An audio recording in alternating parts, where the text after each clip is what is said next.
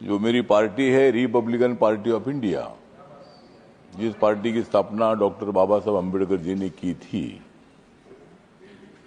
और बाबा साहब अम्बेडकर जी इस सभागृह के मेंबर भी रहे हैं, तो आपके बारे में हमें आदर इसलिए है कि 1998 में जब आदरणीय अटल बिहारी वाजपेयी साहब की सरकार थी, तब तमिलनाडु से आप लोकसभा में चुनकर आए थे। 2 बार आप लोकसभा में चुनकर आए थे, और मैं भी महाराष्ट्र से 2 बार लोकसभा में चुनकर आया था। लेकिन आप उधर के साइड में थे, आप इधर के साइड में थे, मैं उधर के साइड में था। मैं कांग्रेस पार्टी के अलायंस में था तब, और मैं 3 बार मैं लोकसभा में भी रहा हूं। और आज आपके बारे में मुझे आदर इसलिए है कि तब हम अपोजिशन में थे, आप सत्ता में थे, और आपकी और अपनी मुलाकात होती रहती थी। आपका स्वभाव बहुत अच्छा था। आप बहुत बड़े दिलदार नेता है, और गरीबों के लिए बहुत बड़ी सहानुभूति रखने वाले आप नेता है।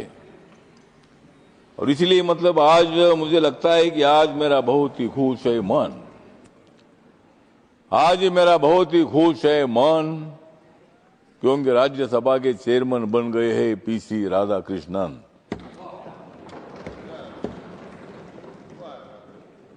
इस हाउस के लिए ये है अभिमान का क्षण, इस हाउस के लिए ये अभिमान का क्षण। और मुझे विश्वास है कि आप बहुत ही अच्छा चलाएंगे, आप हाउस बहुत ही अच्छा चलाएंगे राधाकृष्णन। तो आप एक अच्छे आदमी हैं।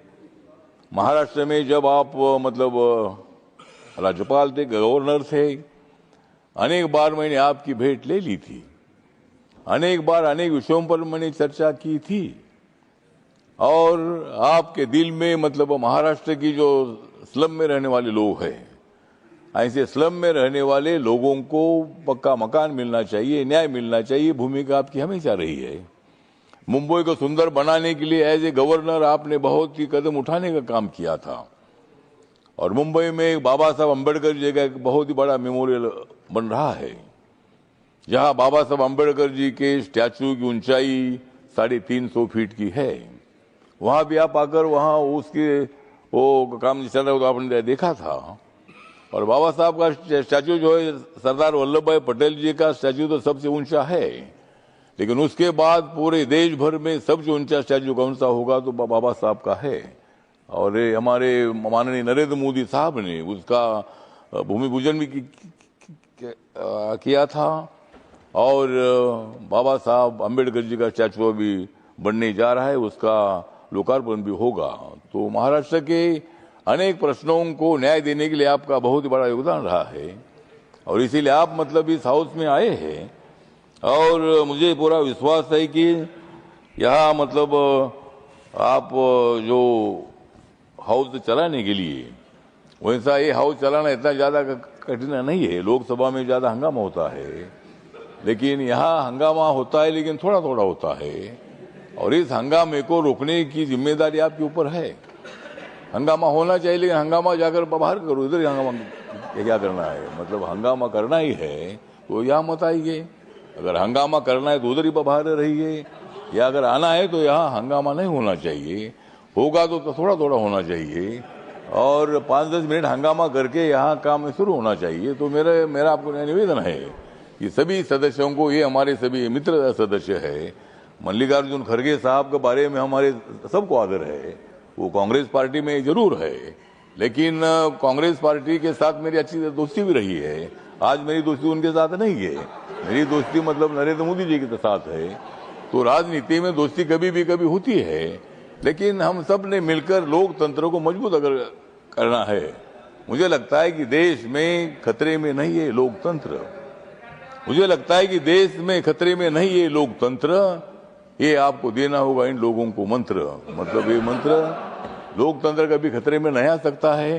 बाबा साहब ने दिया हुआ या संविधान सभा ने, सेंट्रल हॉल में संविधान सभा ने मतलब ये संविधान बनाया। इतना संविधान बढ़ा है कि कुछ लोग बोलते हैं कि अध्यक्ष महोदय, चेयरमैन सर, कि इस देश का नेपाल होगा, इस देश का बांग्लादेश होगा, श्रीलंका होगा। मुझे लगता है कि भारत का श्रीलंका, नेपाल और बांग्लादेश नहीं होगा। हम चाहते हैं कि भाई श्रीलंका, नेपाल और बांग्लादेश का भारत होना चाहिए। मतलब उनको यहाँ कोई ऐसा नहीं हो सकता है, यहाँ ऐसा कोई आंदोलन नहीं हो सकता है। या बहुत आंदोलन हुए, खलिस्तान का आंदोलन हुआ है, किसानों का आंदोलन 1 साल भर चलता रहा। हमारा महाराष्ट्र में मराठवाड़ा विश्वविद्यालय को बाबा साहब का नाम देने के लिए 17 साल आंदोलन चला है। अनेक लोगों ने आंदोलन किया, सबको अधिकार है। लोकतंत्र में रैली निकालने का अधिकार है, मांग करने का अधिकार है। लेकिन यहाँ जब तक बाबा साहब ने दिया हुआ संविधान है, तब तक अपने देश में इसी तरह का अराजक नहीं तैयार हो सकता है। और इसीलिए मुझे लगता है कि हम सब लोगों ने मिलकर संविधान कानून के मुताबिक हमें आगे चलना है। विरोधी दलों की भी बात सुनो, लेकिन उनकी बात थोड़ी सुनो, हमारी ज्यादा सुनो। और इसीलिए मतलब उनकी भी तो सुनो, सबकी सुनना ही है। तो इसीलिए मुझे विश्वास है कि आपको बहुत अच्छा मोदी साहब ने एक बड़ा जिम्मेदारी दी है और महाराष्ट्र से डायरेक्ट आप इधर आए हैं।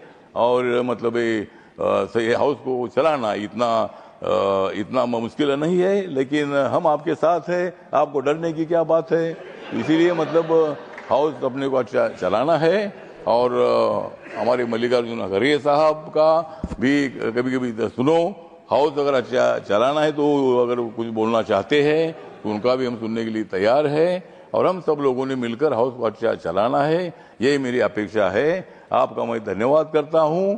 और आप मतलब यहाँ 5 साल तक रहेंगे, लेकिन मेरा खाली 3-4 महीना ही रह गया है। और मैं तो दोबारा मतलब मैं अप्रैल में मैं तो दोबारा आऊँगा, क्योंकि मुझे मोदी साहब और एक बार लाने वाले हैं। और 6 साल मैं यहाँ रहूँगा, और 6 साल मैं यहाँ रहूँगा। तब आप यहाँ नहीं होगे, मतलब बाद में मतलब मैं तो 6 साल यहाँ रहूँगा। लेकिन ठीक बात है, तो इसीलिए हम सब लोग मिलकर हाउस चलाएंगे। मेरी पार्टी छोटी पार्टी है, लेकिन मेरे पार्टी को भी आपको थोड़ा थोड़ा मदद करने की आवश्यकता है। और मुझे इसी तरह हम सब लोगों को मुझे विश्वास है कि आप हाउस का सम्मान अच्छा बढ़ाएंगे, लेकिन आपस में हमको नहीं लड़ाएंगे। मतलब हम सब लोग इधर शांति से काम करेंगे, इतना विश्वास करता हूँ। जय भीम, जय भारत, जय राज्यसभा। श्रीमान सना सतीश बाबूजी।